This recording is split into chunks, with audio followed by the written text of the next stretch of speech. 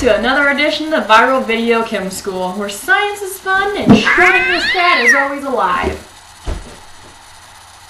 Today we're going to be talking about a subject of the utmost importance for us college students, beer. Or rather, the fermentation process. That results in beer. You flip for sure. If I... High five? No. Bam! Looky there. The creation of one of the world's favorite beverages is dependent on several biochemical pathways, including glycolysis and, most importantly, alcohol fermentation. Today we're going to be focusing on alcohol fermentation, which is the reaction that occurs where the glucose in wort is converted to ethyl alcohol and carbon dioxide. Fermentation gives the beer its alcohol content and its carbonation. Did you say wort? Actually, it's pronounced worse. I don't know, Jolene. I still think that wort's kind of a weird word. Yeah, wort's a weird word, but nothing compared to magnesium iron silica hydroxide's alternative name.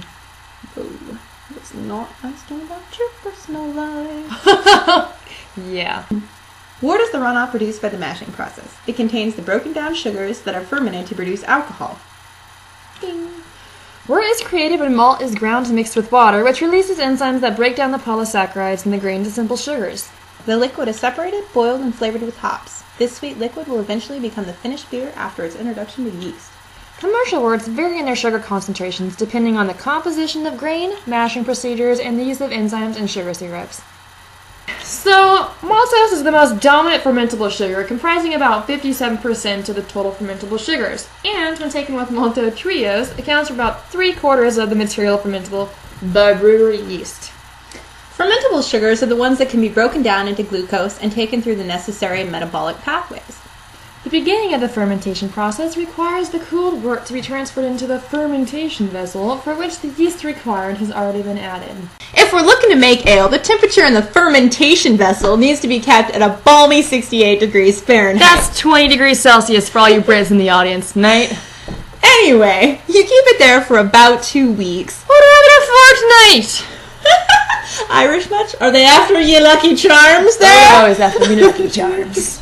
Now, if you'd rather leave the sissified drinks to the girly men, Jolene would know all about that. Join the He-Man group and make lager, which requires the temperature to remain at 48 degrees Fahrenheit. 9 degrees Celsius. For about 6 weeks.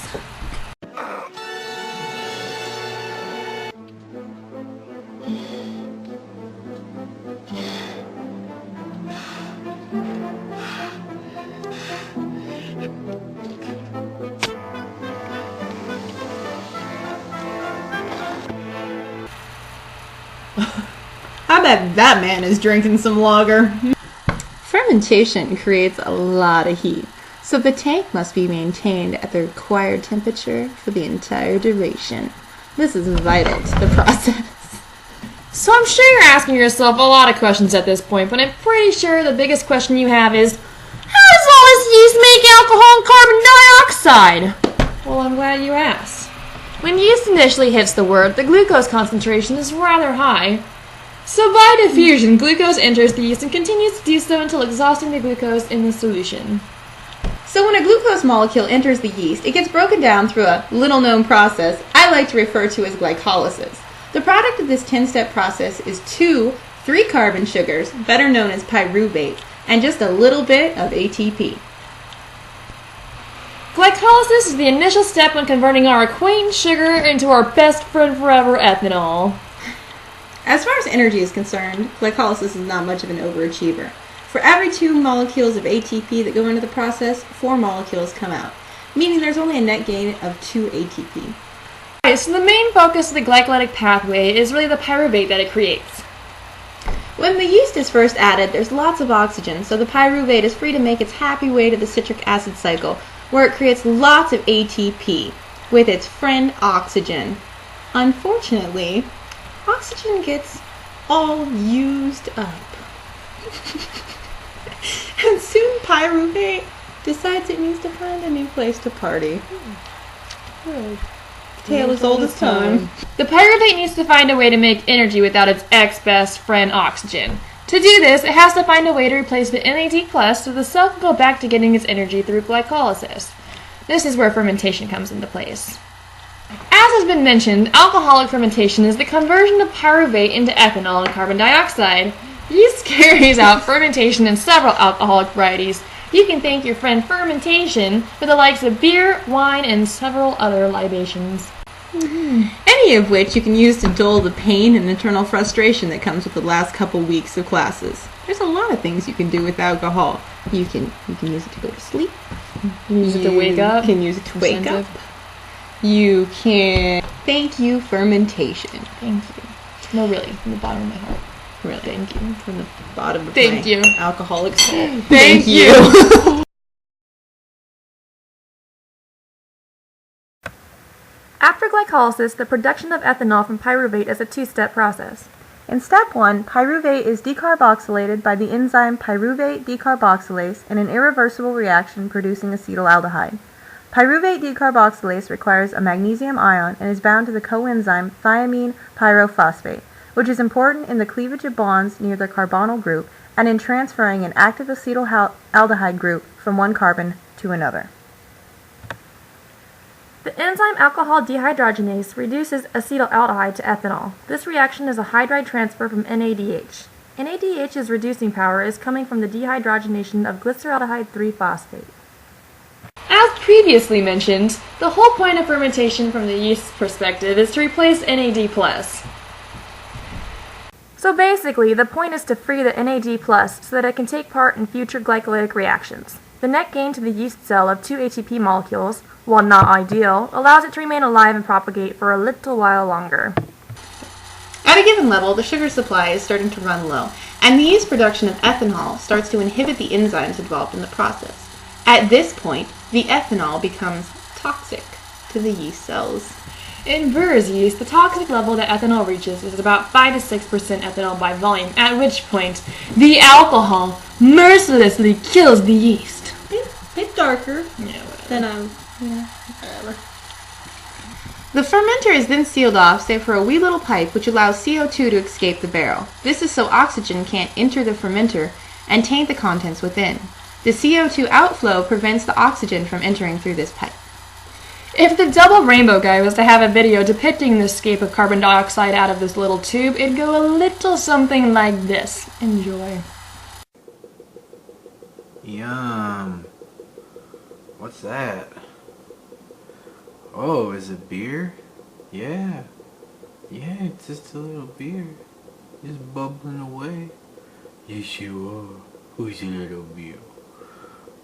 Who's a little... Yeah. Yeah.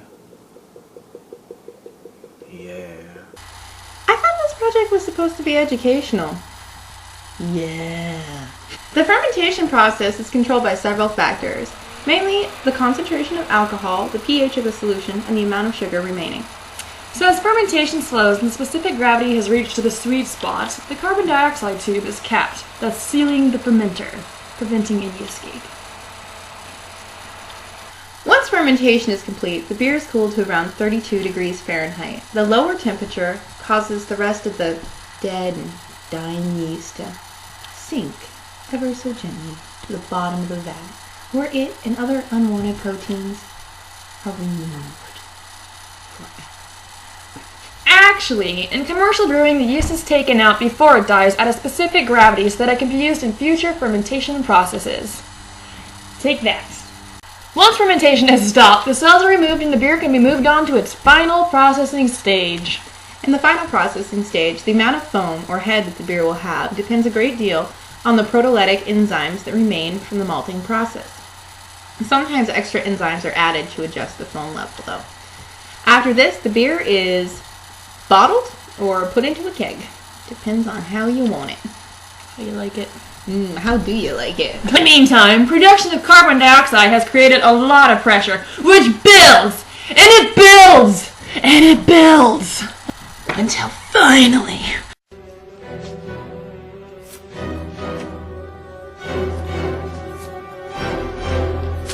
It's a bomb! Not really. Actually, the beer just remains under pressure until you pop the top on the finished product. What is this? This is not a screw top. Let's try that again. Woohoo! Cheers, my friend! Woo! In the year of our Lord 1811, on March the 17th day, The Feast of St. Patrick. I will raise up a beer, and I'll raise up a cheer for Saccharomyces cerevisiae. Yes, here's to brewer's yeast, that humblest of all beasts, producing carbon gas, producing acetaldehyde. But my friends, that isn't all, it makes ethyl alcohol. Yes, that is what the yeast excretes, and that's what we imbibe. Oh, anaerobic methylation, alcoholic fermentation, NADH oxidation. Give me a beer. Lie to the I to the lie to the old idea. Oh, lie to the I to the lie. Alcohol. Lie to the I to the lie to the old idea. Oh, lie to the I to the lie. Alcohol. Oh my god. Oh my god. What happened last night? We said one beer. One beer for the project, September. Your hair looks like crap, by the way. I just thought I'd share your hair. Looks like a stinking pile of I crap. don't understand Oh my god. why this happens to us. Oh my god. Dude, you should see your face right now. You got a little carried away with the eyeliner. You look like Bert and Ernie's love child. Freaking hot mess, man. Hot mess. My face is kind of sore. Did we get in a fight last night? Like what? Man, I gotta quit. I gotta quit drinking. I gotta quit drinking. So the next time you decide to crack open a cold one, take a moment to appreciate the multitude of biochemical processes that had to occur before you could go ahead and kill off a few more of those brain cells that may or may not have helped you pass your final exams. Who knows? Good night and good luck.